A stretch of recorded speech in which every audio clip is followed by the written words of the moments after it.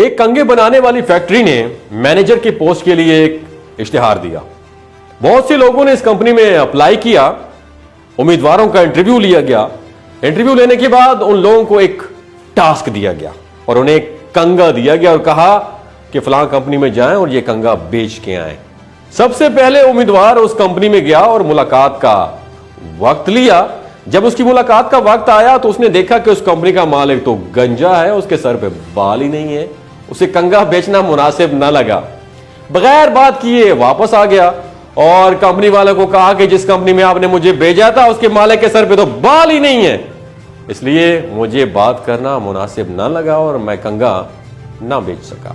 اس کے بعد دوسرا امیدوار آیا, وہ کنگا لے کر مطلوبہ کمپنی میں گیا اور واپس آ کر اس نے کمپنی کے مالک کو بتایا کہ میں نے 5 کنگے بیچ دیے ہیں.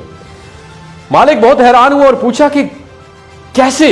تو اس شخص نے بتایا کہ میں نے کمپنی کے مالک کو کہا کہ جناب, جب آپ کے ورکرز آپ کی کمپنی میں آتے ہیں ویسے تو بہت خوب سیٹ ہو کے آتے ہیں, لیکن آتے ہوئے ان کے بال بہت خراب ہوتے ہیں. آپ کنگے خرید لیجئے اور انہیں آفس میں رکھ لیجئے.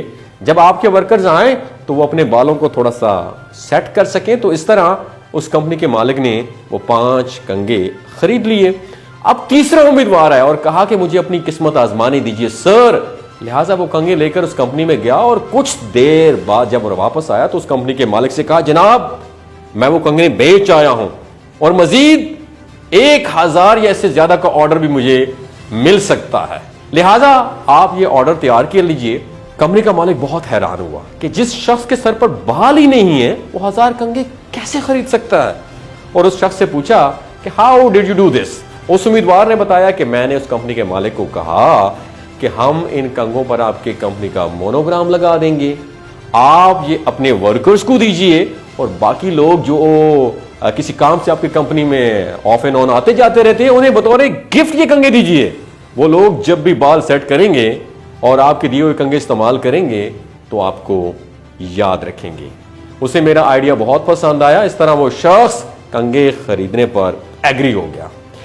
دوستو, یہ کہانی جو میں نے آپ لوگوں کے ساتھ شیئر کی ہے, اس کہانی سے ہمیں یہ لیسن ملتا ہے کہ بعض اوقات ہم وہ چیز خرید لیتے ہیں جس کی ہمیں ضرورت نہیں ہوتی.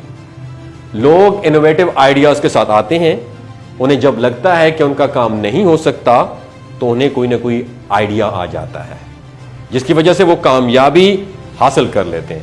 ہم اکثر چیزیں سیلس مین کی باتوں میں آ کر خرید لیتے ہیں جو اس وقت ہماری جیب پر برڈن ہوتی ہیں اور ہمیں لگتا ہے کہ شاید بعد میں ہمیں اس کی ضرورت پڑ جائے, لیکن بعد میں بھی اس کی ضرورت نہیں ہوتی اور ہم ویسے ہی وہ چیز خرید کے اپنے اوپر برڈن ڈال دیتے ہیں. اس لیے کوئی بھی چیز خریدنے سے پہلے آپ یہ سوچیں کہ کیا یہ آپ کو چیز ضرورت بھی ہے کہ نہیں. سیلس مین کی باتوں میں آ کر کبھی بھی کوئی ایسی چیز نہ خریدیں جس کی آپ کو ضرورت نہ ہو. ایک اور حقیقت اس کہانی سے سامنے آتی ہے کہ کافی سارے لوگ جب کوئی نیا کاروبار شروع کرتے ہیں یا کوئی نئی دکان کھولتے ہیں تو اس کا اسلامی نام رکھ لیتے ہیں. بعد میں جب خرید و فروخت کرتے ہیں یا کاروبار کرتے ہیں تو لوگ اسے شکایت کرتے ہیں کہ آپ نے تو دکان کا نام تو بہت اسلامی رکھا ہوا ہے لیکن آپ اخلاقیات کی خلاف ورزی کر رہے ہیں. یعنی آپ جب دودھ بیچتے ہیں تو اس میں پانی کی ملاوٹ کرتے ہیں یا آپ ناپ تول میں کمی بیشی کرتے ہیں. لہٰذا کوئی نیا کاروبار شروع کریں تو جو بھی نام رکھیں اخلاقیات کی خلاف ورزی کبھی بھی نہ کریں تاکہ لوگ آپ سے شکایت نہ کریں, اور ہمیشہ وہی چیز خریدیں اور بیچیں جس کی آپ کو ضرورت ہو, یا جو چیز آپ بیچ رہے ہو وہ اگلے بندے کی بھی ضرورت ہو. آپ اپنے فائدے کے لیے اگلے بندے کا تو بیڑا غرق نہ کریں نا. تو دوستو, اس کہانی سے ہمیں یہ 3 سبق ملتے ہیں. آپ نے ان تینوں اسباق میں سے کون سا سبق حاصل کیا؟ نیچے کمنٹ سیکشن میں اپنا ایکسپیرینس ضرور شیئر کیجیے گا. اپنا اور اپنے ساتھ جڑے رشتوں کا بے حد خیال رکھیے گا.